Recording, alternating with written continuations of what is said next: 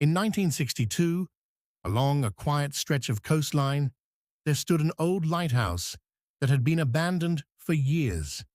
The lighthouse had once guided ships safely through dangerous waters, but after new navigation systems were introduced, the building was closed and left to decay.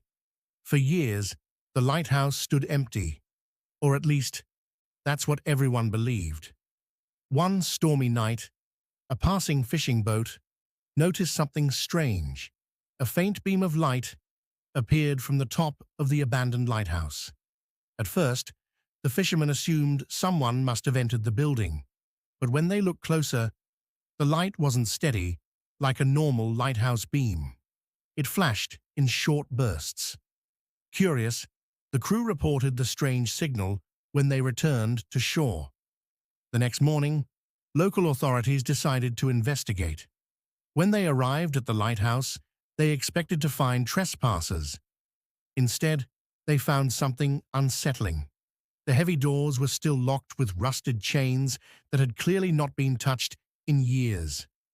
Windows were broken, and the inside of the building was filled with dust and debris.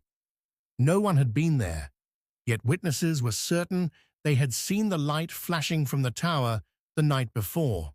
Even stranger, when investigators reached the top of the lighthouse, they discovered the old lamp had no power source.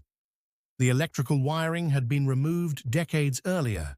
There was simply no way the light could have turned on. Despite multiple reports from fishermen and nearby residents over the following months, no explanation was ever found. Some believe pranksters somehow activated the light from outside. Others think the sightings were simply tricks of the fog and stormy weather. But those who saw the flashing signal insist it was something else entirely. To this day, the mystery of the abandoned lighthouse signal remains unexplained. So the question remains, who or what was sending the signal from the lighthouse?